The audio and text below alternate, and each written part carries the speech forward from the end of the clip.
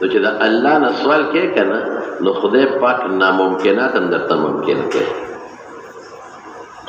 الله بدلا هغه څه په هغه طریقه به د الله پاک دعا قبوله کړي چې ستا په ذهن کې به هم نه تېرېږي. یو حدیث د رسول الله صلی الله علیه وسلم نبی کریم صلی الله علیه وسلم فرمایي کلکم ضال. حدیث قدسی دی. حدیث قدسی هغه چې پیغمبر علیه السلام یې د الله نه نقل کړي. یا عبادی کلکم ضال الا من هدیته.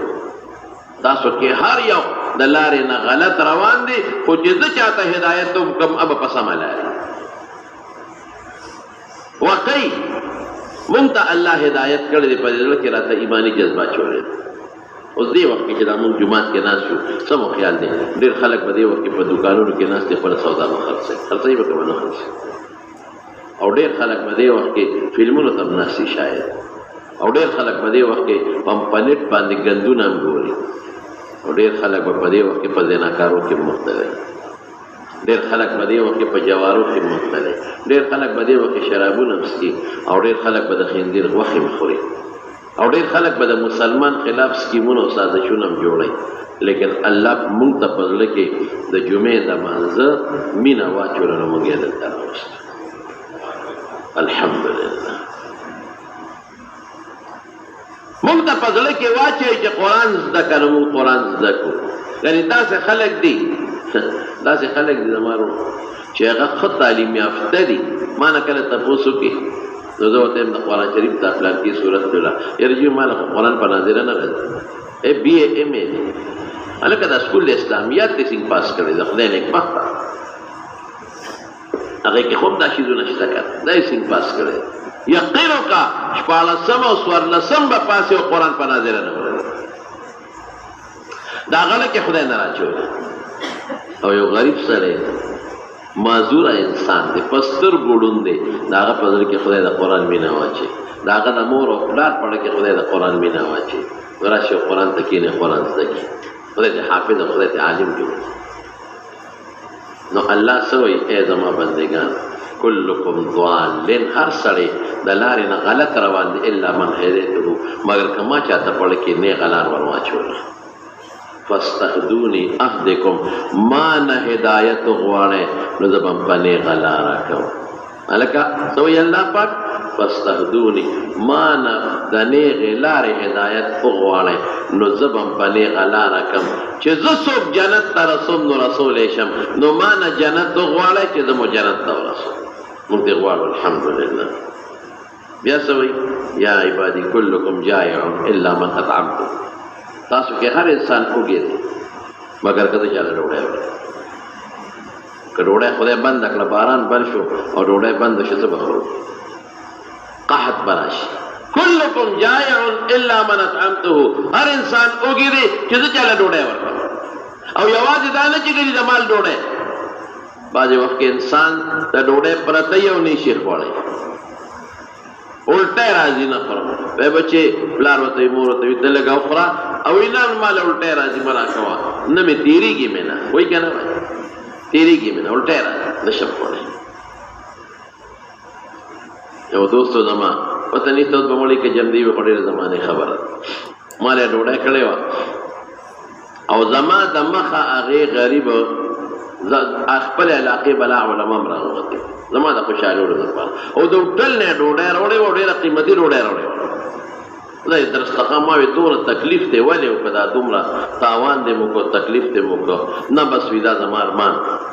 او چې ما سره خوا کې مې ما سره کېنه چې کېناسته نو په ډونګه کې وله سپینې ماهی راوړې یې کېښه پلیټ کې ځان ته واچولې داسې رکوټې سوکړه کړو د جوارو هغه ورسره خوړه.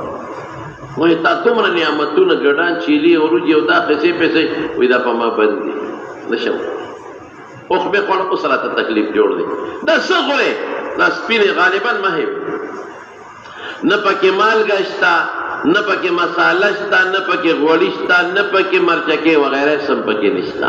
یا شیدلې دا زما خوراک ټولو دا ټولو به زما خوراک.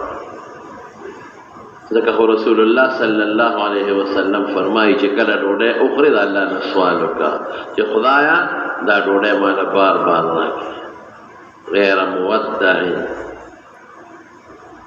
ولا مستغنى عنه غیر مکفی ولا مودع ولا مستغنى عنه ربنا اے ربا چې دا ډوډۍ مانه رخصت نه کې چې بیا په ګوتو نه مونم چې بیا ډوډۍ راکړي اے ربا چې زما ته زړه نفرت مو نه کړي کرکه مو نه کړي بعضې سړي ته پرته یې ویله ته مې نه کېږي اے ربا چې په ما پریزم نشي او په ما بندم نشي دا سوال د خدای نه کوي هرې ډوډۍ سره نو رب العالمین څه فرمایي کلکم جائع الا من اطعمته فاستطعموني خلقو مانه ډوډۍ غواړئ څومره مهربانه ده بیا څه وایي یا عبادي انکم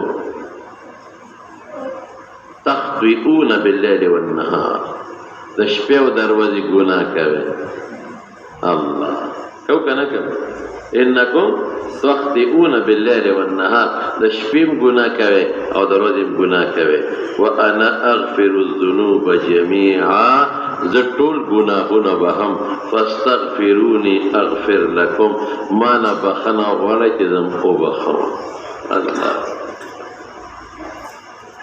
الله خپله درته وایي سهار او ماښام ګناه کوې انه لا یغفر الذنوب الا انا بې د ما نه بل څوک ګناه بخي نه ګناه وایي زه بخم فاستغفروني ما نه بخښنه وغواړئ اغفر لکم زه به م ګناه معاف کړم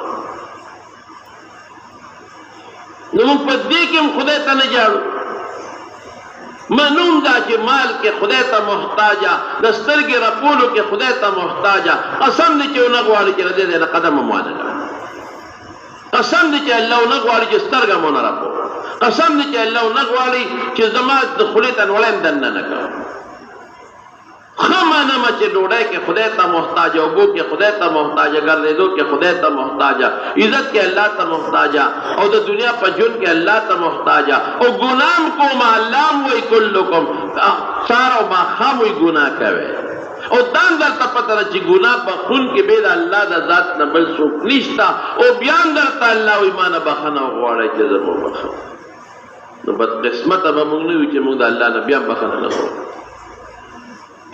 اوازونه راته الله او خدای ښایي موږ ته نو موسی علیه السلام هلته څه وایي ربي اني لما انزلت الي من خیر فقیر خدای پاک زه محتاج یم قرآن شریف کې بل ځای کې رب العالمین فرمایي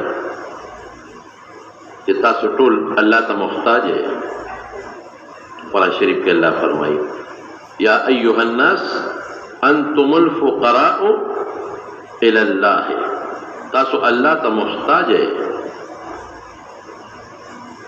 وهو الغني غالبا دغه څه الفاظ دي الله بے پروا دی الله چاته محتاج نه دی او موږ ټول رب العالمین ته محتاج یو رب العالمین فرمایي